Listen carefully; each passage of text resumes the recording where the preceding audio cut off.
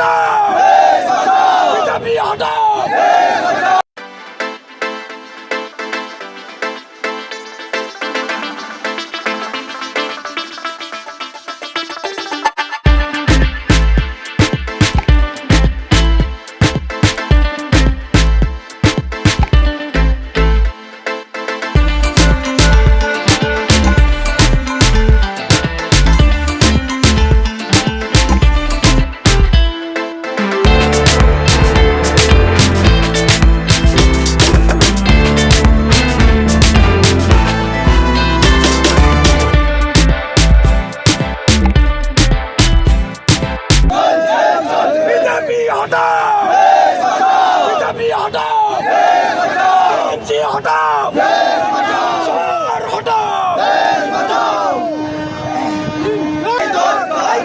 চুরির সরকার, এই গরু চুরির সরকার, এই ফাইল চুরির সরকার, এই কয়লা চুরির সরকার, এই খাদ্য চুরির সরকার, এই সোনা চুরির সরকার, এই গরু চুরির সরকার। ইনকলাব ভাইজান এগিয়ে চলো, ভাইজান এগিয়ে চলো, ভাইজান এগিয়ে চলো। এই আইএসএফের সংগ্রাম, এই আইএসএফের সংগ্রাম। গরু চুরি সরকার, এই কয়লা চুরি সরকার, এই ফাইল চুরি সরকার, মুর্শিদাবাদে পৌঁছে সমস্ত অন্ধকার এলাকার রাজ্য সরকার জবাব দাও। এই জবাব তোমায় দিতে হবে, এই জবাব তোমায় দিতে হবে।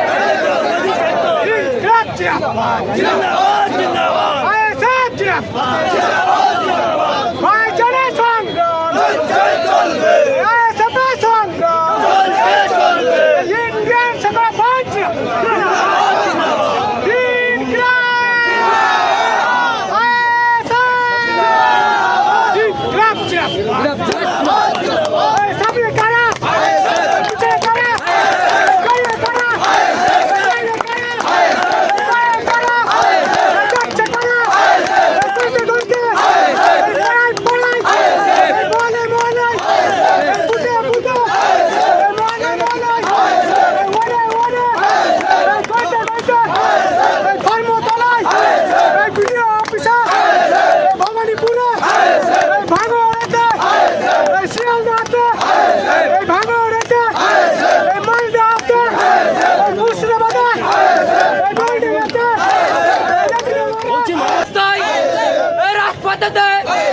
শিয়ালদাতে, শহীদ মিনারে আমরা কারা? আমাদের সংগ্রাম, খেটে খাওয়া মানুষের সংগ্রাম, বিশ্বজিৎ মাঝিদার সংগ্রাম, আমাদের পার্টির চেয়ারম্যান নওশাদ সিদ্দিকী ভাইজানের সংগ্রাম, কুতুবদার সংগ্রাম, মাইদার সংগ্রাম, ছাত্র নেতা রাকেশ বেরার সংগ্রাম।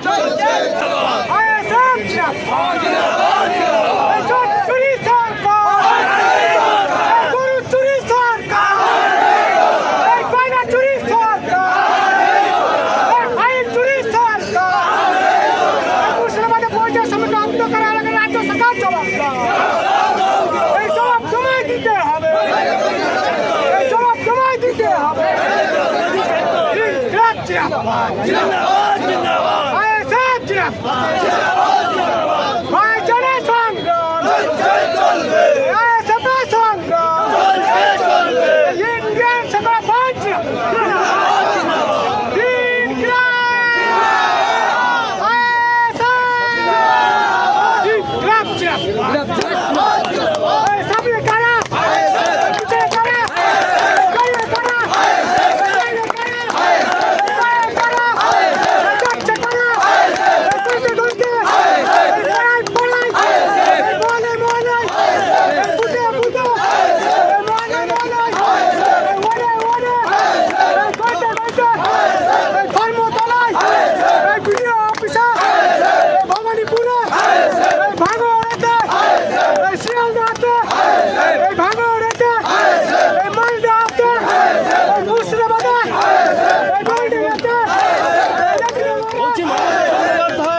ভোট প্রেটেন্ড করা এই মুসলিমদের ভোট, সেই ভোটটা পেয়ে অন্তত 70টার উপরে আসন সেখানে কিন্তু মুসলিম প্রধান এবং মমতা বন্দ্যোপাধ্যায়কে সরকারে আসার জন্য তিনটে টার্মসে তারা সহযোগিতা করেছে। আপনার কি মনে হয় এবারও মুসলিমরা মমতার দিকে যাবে? অবশ্যই মুসলিমরা বুঝতে পেরেছে মিথ্যাচারে আমাদের মমতা ব্যানার্জি সরকার, খাস করে মুর্শিদাবাদবাসী সহ পশ্চিমবাংলার সংখ্যালঘু দলিত আদিবাসীরা বুঝতে পেরেছে এই সরকারের পতনের অপেক্ষায় ওরা ভোট কবে দিতে পারবে এবং ভোট ব্যাংকে যেদিন যাবে মমতা ব্যানার্জি বুঝতে পারবে সংখ্যালঘু ভাই বোন তাকে কুর্সি থেকে নামিয়ে সাধারণ ভোটার করে ছেড়ে দিয়েছে। আমরা ভোটের অপেক্ষায় আছি সংখ্যালঘুবাসী। একজন একটু ধরো তো যে বলছি আছে ফ্রেমে আছে, এদিকে তাকান। বলছি আপনাদের মমতা বন্দ্যোপাধ্যায় দুধেল গাই হিসাবেই দেখেন, তাকে এবার এই 2026-এর নির্বাচনে কি অবস্থা হবে আপনাদের কাছে? আমরা 2026-এর নির্বাচনের অপেক্ষায় আছি। আমরা মুর্শিদাবাদ সহ পুরো পশ্চিমবাংলার সংখ্যালঘু ভাই বোন মা বোনেরা বুঝতে পেরেছে মমতা ব্যানার্জি আমাদেরকে অরিজিনাল ধ্বংস করে আর মিথ্যামিথি মাথায় ঘুমটা পরে উজা সেজে ঝাড়ে।